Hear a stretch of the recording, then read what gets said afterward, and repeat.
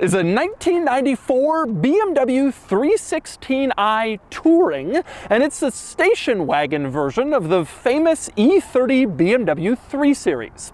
Here in North America, we got the E30 as a sedan, a coupe, or a convertible, but never as a wagon. And this one has been imported from Germany. Today, I'm going to review the E30 Touring and show you all the quirks and features of this unusual station wagon we never got.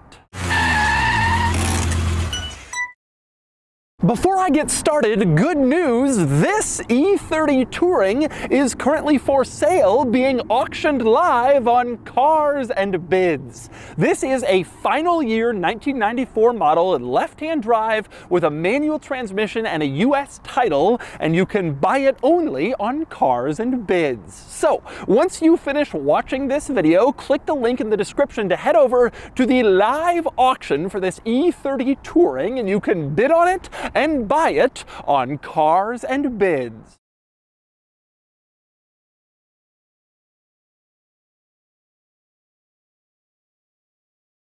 All right, I'm going to start the quirks and features of the E30 3 Series Touring with a little overview of the basics, what this car is and what makes it special. So, the E30 BMW 3 Series is basically everyone's favorite 3 Series. Light, little, tossable, old school. It's great as a race car or a daily driver or a cruiser. It was sold from, I want to say, 86 to 94, give or take. And like I said in this video's introduction, here in America, we got the E30 as a sedan, a coupe, a convertible, and also the high-performance M3, which came as a coupe. And in other markets, that was sold as a convertible. But we never got the wagon. The E30 Touring was never sold here. In fact, BMW didn't give us a 3 Series wagon here in the United States until the E46 model in around 2000. So this was forbidden fruit for a long time. But now all of these cars are 25 years old and they can be legally imported to the United States, and this one has. Now, this particular E30 Touring is a 316i model, which was the very base gasoline engine offered. It was a 1.6 liter 4-cylinder, and it made about 100 horsepower. Now, that doesn't sound like much, but it's not like the other engines turned this into a muscle car. The next step up was the 318i, which had a 1.8 liter 4-cylinder that made 110 horsepower. Even the king of the range among the E30 Tourings, the 325i, it only had about 170 horsepower. None of these engines really turned this car into something fast or thrilling or exciting in terms of acceleration. But that's not why people love the E30 anyway. This car is primarily beloved for its size. These were little, compact, tossable, and the Touring is the same as every other E30. This car only weighs about 2,800 pounds, which is incredibly small by modern standards, especially for a performance car. And so you had a small, lightweight chassis with BMW's famous steering feel and handling and suspension, and that's what made the E30 beloved. These days, most people take out the old little engines and put in something with more power, but they keep the E30s going because these cars just had all the right fundamentals. Small size, tossable, they were just fun. So there's the basics. Now let's talk quirks and features, starting with getting under the hood. You can see the hood is front hinged, so it opens upwards in the front, which is kind of strange, and so is the process of opening it. You pull a latch in the driver footwell like every other car, and it releases the hood to this position, and then you just lift it up from the back, and then you're in. A little unorthodox, the front hinged hood. But if we're going to talk quirks, let's talk about the rear of this car, because this is undoubtedly the quirkiest part to my North American viewers, since even people who have spent a lot of time around the E30 3 Series have often never seen a touring model. So here's how this works. To get into the cargo area, there's a little keyhole that's also a button down at the very base back here. You push it, and then it pops open the tailgate, and then you can lift it open from here. Notice that the button stays put in its spot. Now, the interesting thing about the E30 Touring with the tailgate open is that the license plate component comes up with the tailgate, but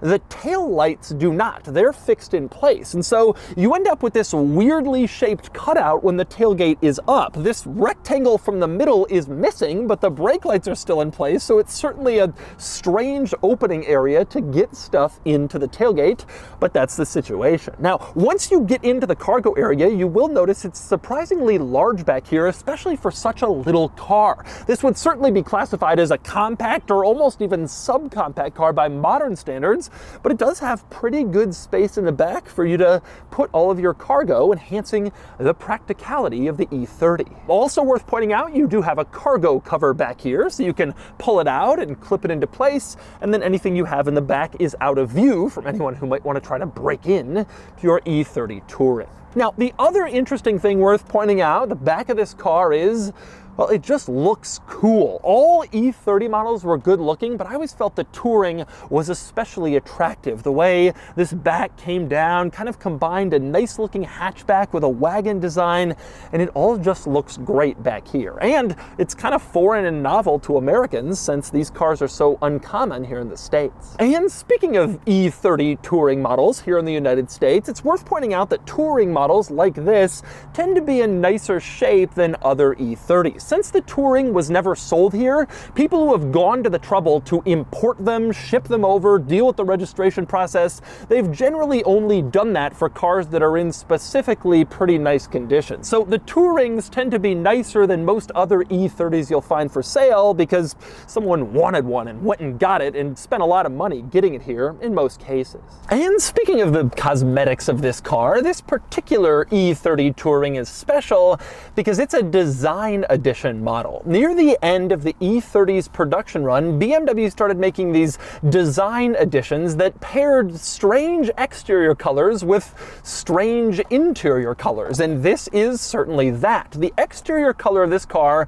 is called Schwarz Mica, and from a glance it looks black or maybe dark gray, but you look at it in the sun and it's got a purplish hue to it as well, and in fact in direct sunlight it looks purple, sort of a purple grayish black depending on exactly how you look at it. Inside is just as unusual. The seats have this pattern that almost looks like fire. It's like red fading into orange all throughout the seats, and you have red piping going down the entire side of the seat and even on the headrest, and you have the same thing on the door panel. You can see here this reddish, orangish, fire-ish look on the door panel, all a little bit unusual. So you had this blackish purple on the outside and this red-orange pattern on the inside. Certainly odd, the design edition. But aside from the strange coloring in here, one of the first things you notice when you climb inside an E30 is the center control stack completely tilted towards the driver. Back in this era, BMW's claim to fame was making the ultimate driving machine, and everything was driver focused, including all the controls.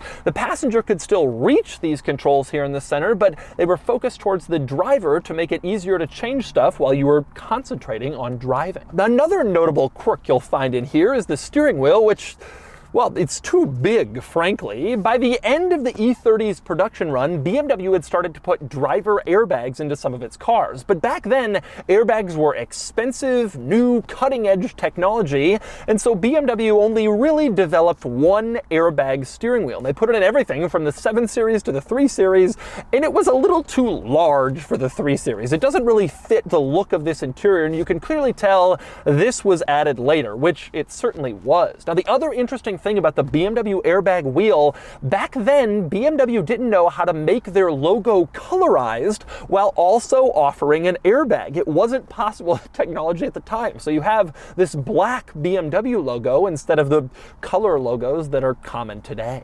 But anyway, next up, another interesting item in this interior, this being the base level 316i model. It doesn't have a lot of equipment, no air conditioning in here, and no power windows. These are manual crank windows, but the unusual thing is this car has a power sunroof. So you press this button and the sunroof opens automatically. Even though you're much more likely to use the windows more frequently, that's manual, the sunroof is power. Next up, another interesting item in here is that this car obviously doesn't have a center screen, being from the early 90s. 90s, but you can kind of start to see the beginnings of an infotainment system in some of the features this car has. For example, this gauge here in the gauge cluster shows instant fuel economy. And as you drive, it goes up and down depending on your driving style to correspond to your gas mileage. Modern cars offer this feature in a digital display, but BMW started this by offering an analog. You also have this little section of green rectangles followed by yellow and red. This was a service reminder. When you would get your car serviced, the technician would reset it and all of these rectangles would light up in green. As you started to add miles, the green boxes would disappear until you were left with a yellow box and a red box, and then it was time to get service. Again, something that was later incorporated into infotainment technology. There it is, kind of the beginnings. And then you have this display here in the center. You can see the screen is kind of starting to fail, but this display would show you your fuel range till empty, the current date, the exterior temperature, some basics that you wanted to know as you were driving. Obviously, this sort of thing later evolved to becoming a screen and then a touch screen, and now it controls everything, but this is kind of where it started. Next up, another interesting item here in the center control stack area. There's no button in these old BMW models for a windshield defroster. Instead, you got this little diagram which told you where to adjust everything in order to maximize defrost. You can see the center sliders had to be in this position, and then the dials were in this position, and that was your defroster rather than a simple button to press to defrost or defog. Also interesting here in this center control stack, these buttons here, which control the rear window defroster and the rear wiper. I only mention they're interesting because US E30s were never sold with a rear wiper since we never got the Touring. So E30 fans maybe have never seen this wiper buttons here, but that's where the Touring had them. Also interesting in this car, over on the left side of the steering wheel, a couple of unusual light controls. For one thing, the turn signal lever. You're driving this car and you can push it up to turn on the turn signal, down, that's pretty normal. But when the car is off, you can push it down and then even further down. And when you do that, it turns on little lights on the outside of the car on whichever side you've pressed it to. This was a little warning light. The theory was if you were parked in Europe on some tight city street, you didn't want someone to hit your car, you could turn on that light so they saw where the edge of your car was and they wouldn't hit it. And European cars to this day still offer this feature, but it's interesting how it was integrated into the E30. Another interesting lighting item is also to the left of the wheel. You can see this dial here controls your headlight leveling. The thinking was if you had a lot of heavy stuff in the back of your car, maybe the front would kind of come up a little bit from the weight, and so you could level the headlights down so they weren't pointing directly at people and shining in their eyes. And by the way, speaking of seeing stuff, one of the great things about the E30 and the E30 Touring specifically is visibility. This car has windows everywhere. You can see all around you, giant windows, fantastic visibility, something that's missing from a lot of modern cars. As vehicles have added more crash protection and airbags indoors, windows have shrunk, but in this car, you can see everything. And finally, we move on to the back of the E30 Touring. And back here, the first thing you notice is it's incredibly tight. I'm sitting back here, I've moved the front seat way up, and yet my knees are still almost right against it, and my head is up against the headliner. It's small back here. Now, earlier I mentioned by modern standards, this would probably be a compact or almost even a subcompact car, and it certainly feels like that in the back. It's amazing that these were used for kind of family transport back in the 80s, but people put up with smaller cars back then. Now, the other thing you'll notice back here, it's pretty bare bones and basic, but you do have the same red-orange seat pattern you did in the front. They've carried that onto the back seat to enhance the coolness back here, and you have the red piping going around the base of the seat, as you can see, and you also have this red-orange trim on the door panel and back as well, all included with the Design Edition, even to make rear seat passengers feel designy. All right, driving the E30 Touring. This one a 316i, the most pathetic of the E30 Tourings, but also the lightest, I presume. And again, it wasn't like any of these were real muscle cars. That wasn't really the point. The point of this car and every E30 is just how much fun it is to throw it around. And this car is exactly that. I've been driving this car around for like a half hour now. And I remember why I loved the E30 when I was younger and why so many people still gravitate towards this wonderful car. So when I was a kid, you could pop onto Craigslist and find a crappy E30 for like $1,000 and a nice one for like $5,000. And then there was attrition because they were so cheap. People bought them and then crashed them or modded them and destroyed them. And now, nice E30s are expensive cars, including this one, honestly. I mean, I think 10 grand is sort of like the floor for a decent E30, and really nice ones can sell for, 25, 30. For 325 ISs, they can bring really big money. And it's a shame because the whole point of this car is just how basic it is. It's a simple rear-wheel drive, little throw-aroundable, lightweight car. And that's the coolest thing about this. Now, this car is clearly not fast. It doesn't feel fast, it doesn't seem fast, but I can ring it all the way out in the rev range. I can take the power all the way to the top of the range if I want to, and it is so much fun to just throw it around a corner because it is incredibly predictable and it's so light that like within 2 seconds of driving this car, you feel like you know everything about it. It fits you like a glove immediately because it's so clear where the corners are and it's so clear what the capabilities are, and it's so clear you're not really going to get into that much trouble because it's light and it's simple and it's figure-outable.